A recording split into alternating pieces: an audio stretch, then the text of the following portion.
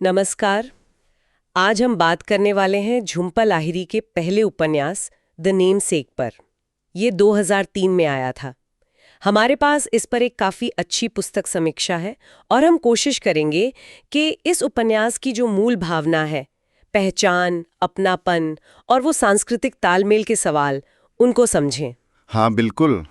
कहानी गोकुल गांगुली की है। उसके माता पिता अशोक और आशिमा कलकत्ता से अमेरिका आते हैं और उसका नाम ही अपने आप में एक पूरी कहानी है, रूसी लेखक निकोलाई गोगोल के नाम पर। हाँ यहीं से वो पहचान का संघर्ष जैसे शुरू हो जाता है ना? बिल्कुल। और ये सिर्फ एक नाम नहीं रहता, मतलब वो एक तरह से बोझ बन जाता है गोगोल के लिए। समीक्षा भी इसी बात पर जोर देती है कि कैसे ये जो असामान्य नाम है ये उसके पूरे जीवन को प्रभावित करता है, बचपन से लेकर बड़े होने तक। वो लगातार अपनी बंगाली विरासत और जो उसकी अमेरिकी परवरिश है उसके बीच जैसे झूलता रहता है। उपन्यास उसकी पूरी यात्रा दिखाता है, प्यार, नुकसान और खुद को खोजने की जो कोशिश है उसे बड़ी बारीकी से दिखाता है। भारत और अमेरिका के बीच कहानी चलती रहती है। हाँ, वो आना जाना लगा रहता है। तो गोगोल के इस सफर को देखते हुए ये तो साफ है कि कई गहरे मुद्दे हैं इसमें।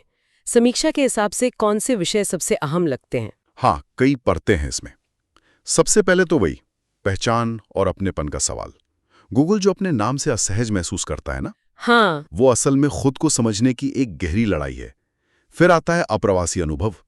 इसमें पहली पीढ़ी की चुनौतियां हैं, मतलब अशोक और आशिमा की। उनके अपने संघर्ष। हाँ, और फिर दूसरी पीढ़ी यानी गोगोल का वो सांस्कृतिक अलगाव, जिसे कभी कभी दोहरी पहचान का संकट भी कह देते हैं। मतलब अपनी जड़ों और जहां वो रह रहा है उस दुनिया के बीच संतुलन बनाने की मुश्किल। बिल्कुल वही। और ये संघर्ष सिर्फ गोगोल तक ही सीमित नहीं रहता होगा, है ना? मतलब परिवार पर भी तो इसका असर दिखता होगा। निश्चित रूप से परिवार और परंपरा का जो विषय है वो भी बहुत महत्वपूर्ण है। कैसे दूरियां, पीढ़ियां बदल रही हैं, लेकिन फिर भी वो रिश्ते कैसे निभाए जाते हैं, ये लाहिड़ी बहुत खूबसूरती से दिखाती हैं।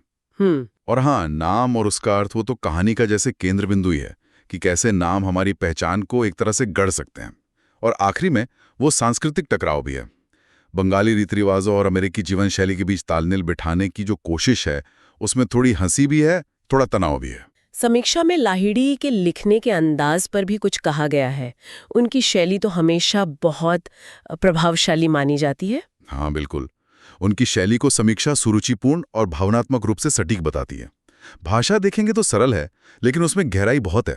वो रोजमर्रा की छोटी छोटी बातों के जरिए, जैसे खाने की मेज पर क्या बात हो रही है, कौन से रीति रिवाज हैं, इन्हीं के जरिए वो पहचान और अपनेपन जैसे बड़े सवाल उठा देती हैं।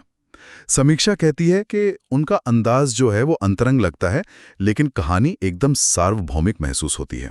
पाठक जुड़ जाता है उससे। हाँ, ऐसा लगता है कि ये कहानी बहुत से लोगों के दिलों को छूती होगी, खासकर अलग-अलग पृष्ठभूमि के लोगों को। समीक्षा किन पाठकों के लिए इसे खास तौर पर प्रासंगिक मानती हैं? हाँ, समीक्षा कई समूहों का जिक्र करती है, बिल्कुल।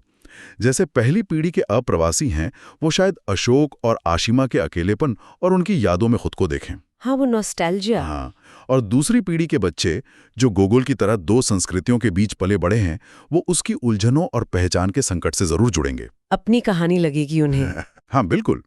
फिर युवा पाठक हैं, वो इसे आत्मखोज की कहानी की तरह देख सकते हैं। जो लोग अलग अलग संस्कृतियों को समझने में रुचि रखते हैं, उनके लिए ये सहानुभूति बढ़ाने वाली कहानी है। और यहाँ तक कि अप्रवासी बच्चों के जो माता पिता हैं, वो भी शायद अपने बच्चों के संघर्षों को बेहतर समझ पाएं इसे पढ़कर। अच्छा। और जाहिर है, जो लोग परिवार और रिश्तों की कहानियां पसंद करते हैं, वो त्याग, पीढ़ीगत मतभेद और प्यार जैसे विषयों से भावनात्मक रूप से जुड़ेंगे।